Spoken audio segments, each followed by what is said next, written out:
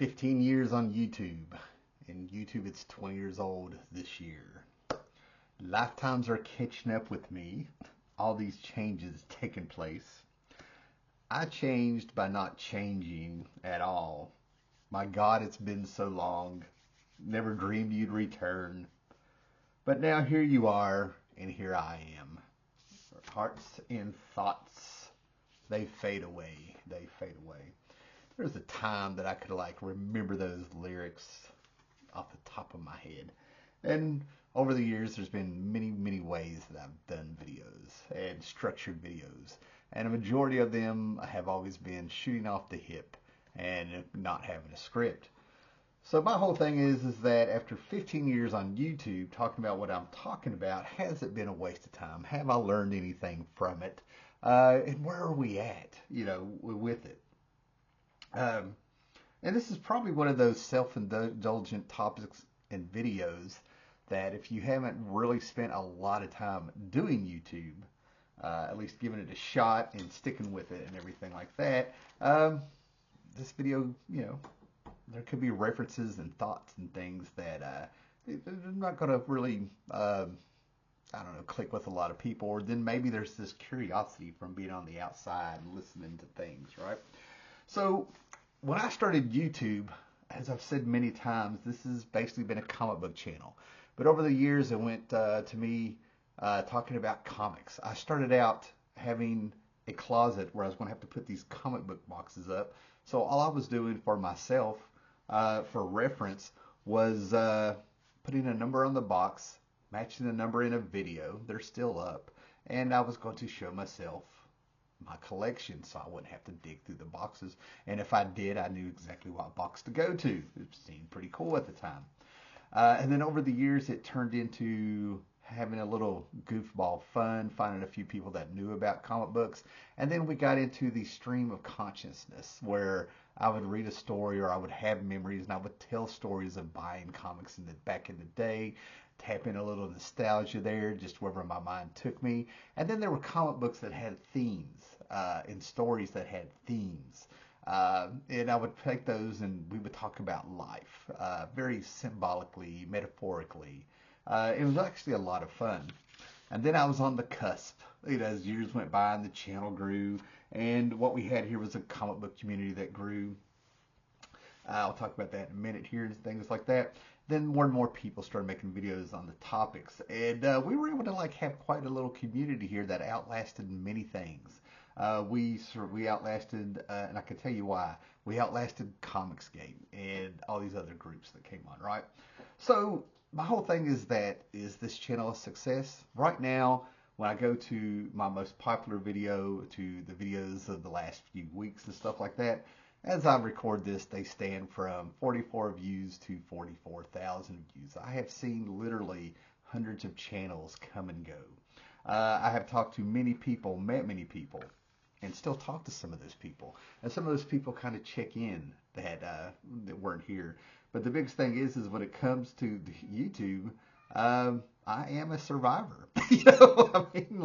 And that's so funny to say because basically all it takes is to have the nerve to put a camera in front of you and talk and put it up, right? So let's go all the way back to 2010 and let you know what the scene is to see where I can let you know how I view things with YouTube, okay? So when YouTube first started, you had a series of viral videos. I'm going to take you way back.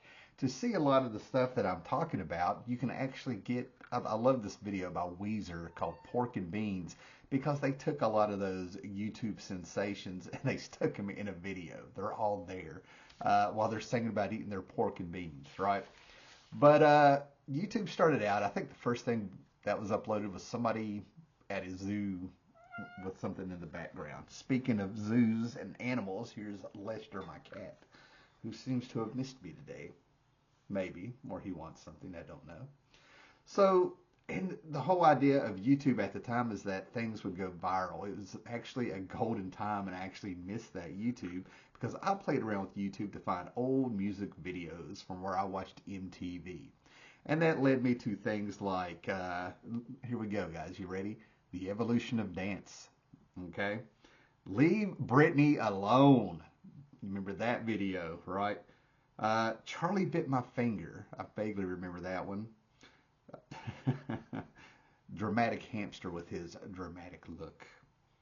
Chocolate Rain, as he turns from the microphones to catch his breath and then continues to sing about his chocolate rain, which was actually gross when you figured out what chocolate rain was.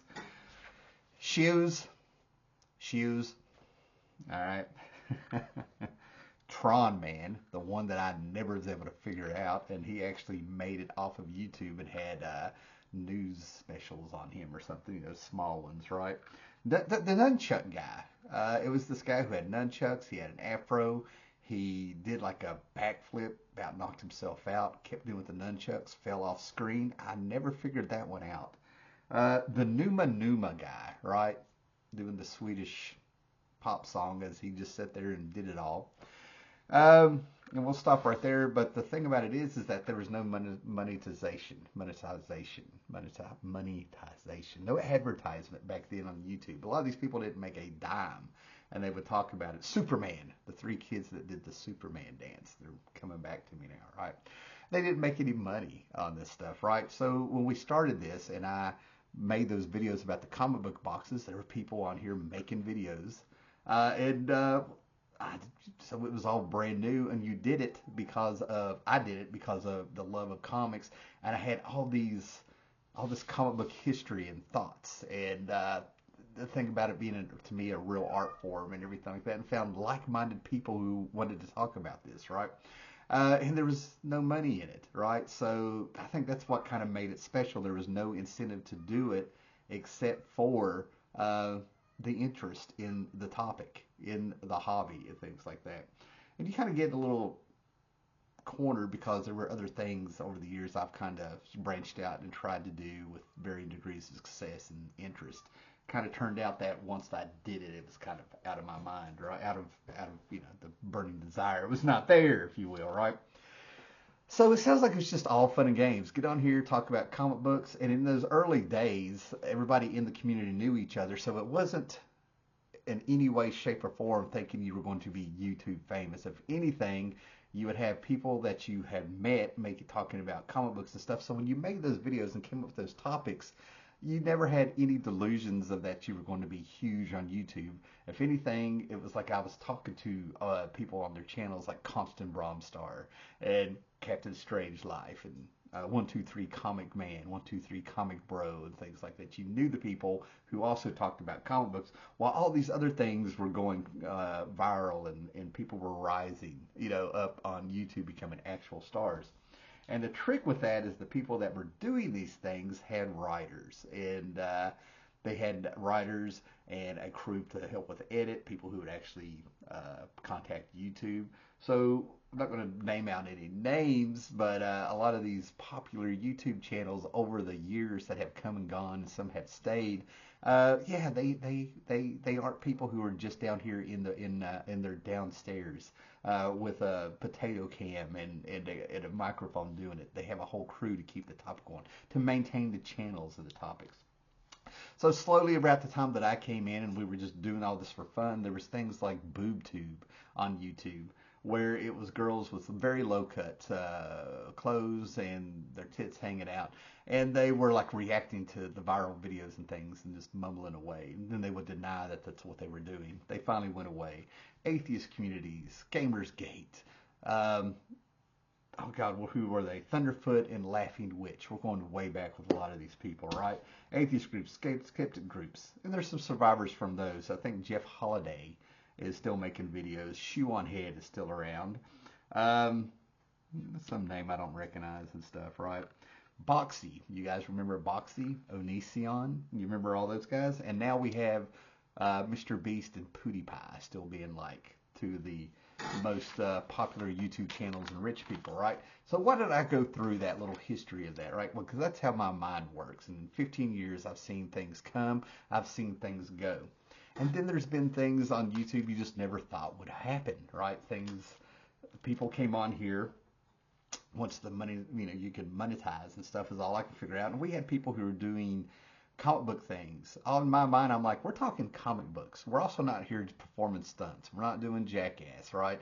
We're not the original YouTube where we're doing chemistry with Mentos and Pepsi. You know what I mean? There was no stunts here. This was just a bunch of guys coming on here who had a life outside of the house, and they've got a few minutes every week to sit here and talk about comics and do live shows and get around a panel. And it was just amazing to grasp the concept that now you have access to literally anywhere there's internet in the world, and you can meet people. And with the people that have come and gone, I've seen so many channels come and go, and people spending a lot of money to try to become huge on YouTube with comic books. Very few have been able to do that, and they were more story time. They were more story time where they were pretty much reading the comics for people, and they were using other people's art to pan. They're still out there, and they pan across a comic book, and they're basically reading the comic book, reading Wikipedia, coming off like they did so much research and things like that. Story time. Well, we all coexisted. Nobody had any animosity to each other. We were just all having a good time. And then people wanted to become Steven Crowder, and then people wanted to become famous. They started spending a lot of money on comics and putting out a lot of misinformation, trolling people behind the scenes, in front of the scenes. Me personally, I've had someone try to get me fired from my job. I had somebody try to get a cosplayer out on the West Coast to sue me. This is like 10 years ago. And then as we move forward and move on, when I spoke out against censorship of a comic book at one time, these videos are all still up. I had Vox.com come after me, Entertainment Weekly quote me, but nobody mentioned my name, but you could see my quotes and things like that. And I still have those in a box somewhere. I had a feminist group in Australia try to shut my channel down. I had a whole bunch of people come after me for things that I was saying that I didn't even think was political at the time, but now I can see it is in hindsight. Not that I was, these are just the headaches, right, of things that were happening. And, all of a sudden I would be doing a live stream and it would be cut off. This is around 2016 to 18 or something. And I wouldn't be able to live stream for 2-3 months because people were trying to take me down, reporting me to YouTube for nothing, which is why my channel still stands and things, right? So all these headaches over, pennies and things. Well, that's just it. My idea of success and the reason I was doing YouTube, no matter the ups and downs, no matter the times I overshared on the camera, no matter what was going on in my life, fighting depression, the highest of highs, wanting to talk about comics, delving in, really enjoying this, things like that. I never had any delusions of ever thinking that I was going to become like some YouTube sensation. And maybe that held me back because I was on the cusp of being around some people, rubbing elbows with some people when I had my first video really pop.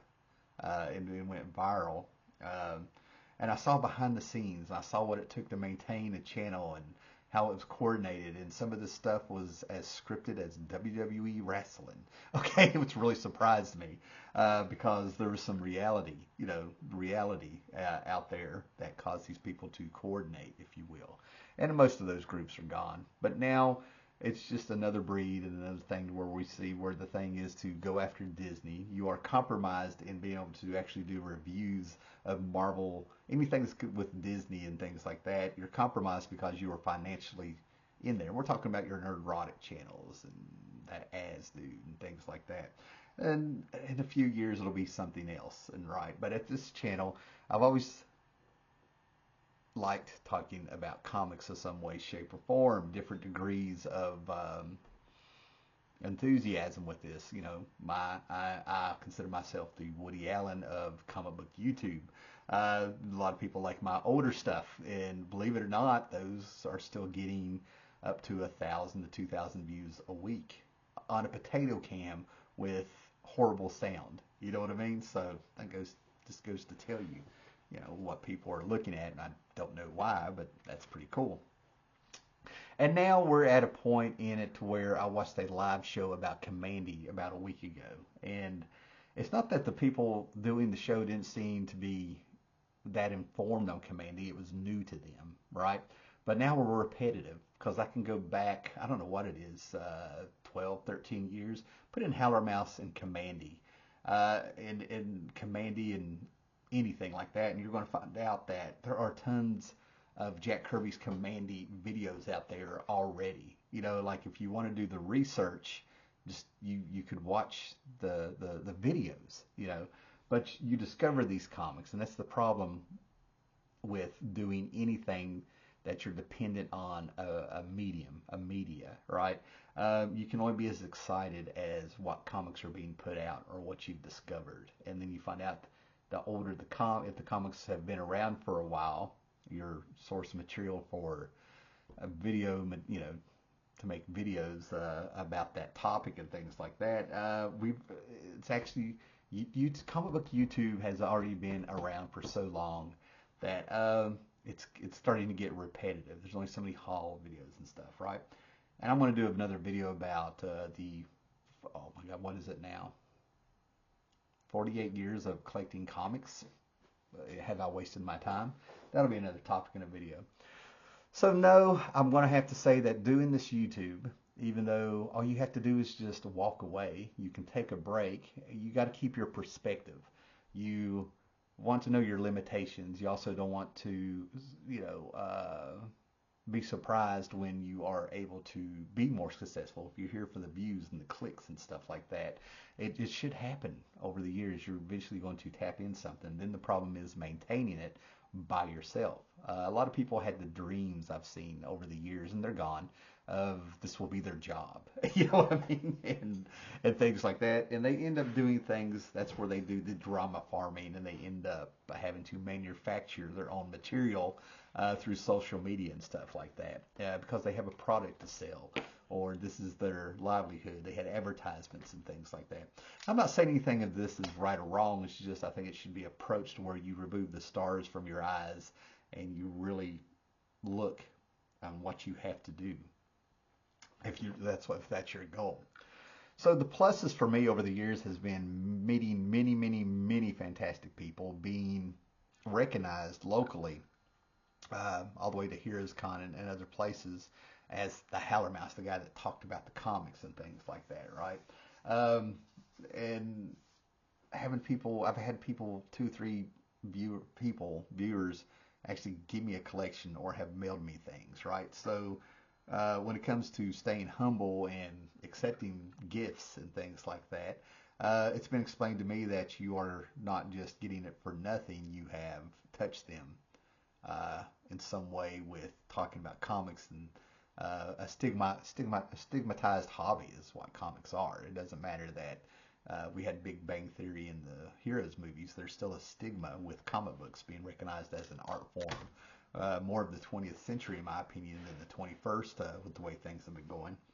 And it has definitely brought me a lot of positives. But the biggest thing it has done is that it has allowed me to get the ideas and the thoughts and the conversations that I had going back to the early 80s and stuff in my head out.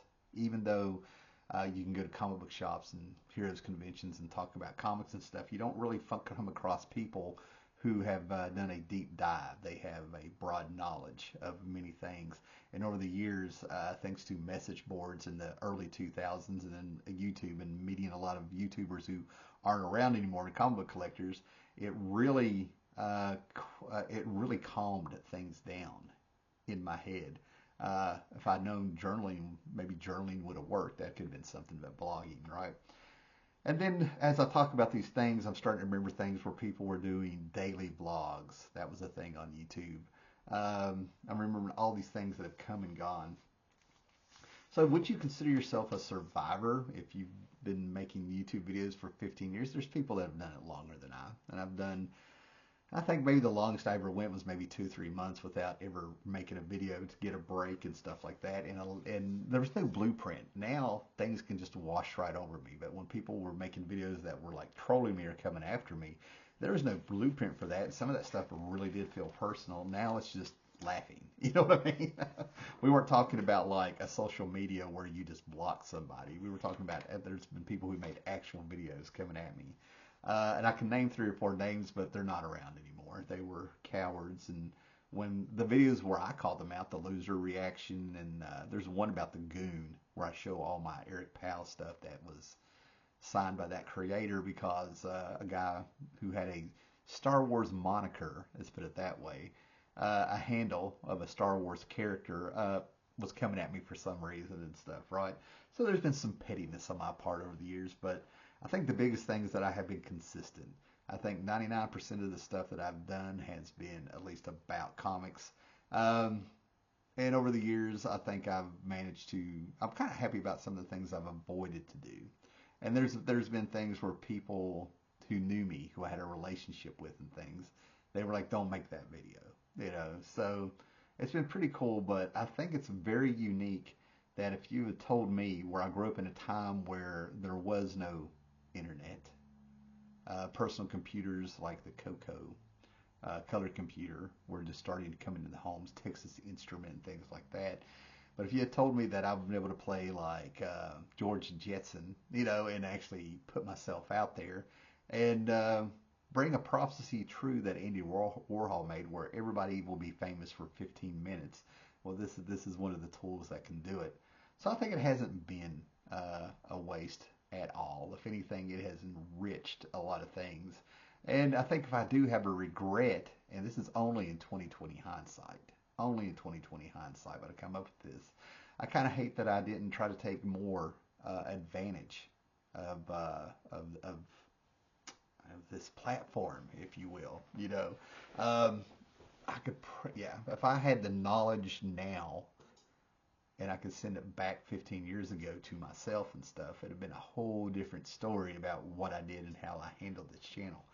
Other than that, I think there's probably 10 videos I've made. I got to be getting close to 1,000 by now. Who knows? But I'm pretty sure if I go back, there's probably 10 to, I always say there's just 10, but maybe there's 10 to 15 videos that I'm very proud of. And there's definitely 2 or 3 videos that those are the only ones that I wished they had become more viral. You know what I mean? I wish more people had watched them due to the deep dives into a few books there and stuff like that. Other than that, I think it's time to say something because, yeah, 15 years is an accomplishment in its own, even though it's something that's very simple to do. You know what I mean? Like, I am proud of it, and it has not been a waste of time. That's the biggest thing. It hasn't been a waste of time. So that's about it. Take from this what you will. This is another thing that as I was driving and I thought about the history of YouTube and the things that I've seen, Gamersgate coming in after the collapse of the gaming community. They came over here and tried to be part of the comic book community in like the early 2000 teens, and they were starting to do the same overly dramatic stuff. Grown men doing overly dramatic stuff, thinking they were going to bring that stuff here. I'm so glad there were so many things that we were able to keep integrity with when there was all the original YouTubers that were doing comic book stuff here in the second wave that came and the third wave that came. And then all of a sudden it completely changed where there's a ton of people here who have no clue how long and what we did for them to have the platform and the audience waiting for them to do that. So yeah, it's quite something to put up with, and it's very unique. It used to be you would have a hard time finding people to talk about comics about in depth. Now it's a little bit hard to find people who were around at the when this stuff started on YouTube. You know, to remember how it was. It's definitely thinning out. So anyway, carry on, read your comic books, be excellent to each other, like the video, subscribe, share it, put some comments in about pretty much anything. If you remember those old days, if you've been on YouTube, if you've thought about doing YouTube, anything you want, just kind of stick it down there. I wish I could share the feelings much better that are inside me, thinking about all these years on YouTube and the people I've seen and things like that. I really wish I could verbalize those right now. So I think it's one of those things you have to experience it. All right, later.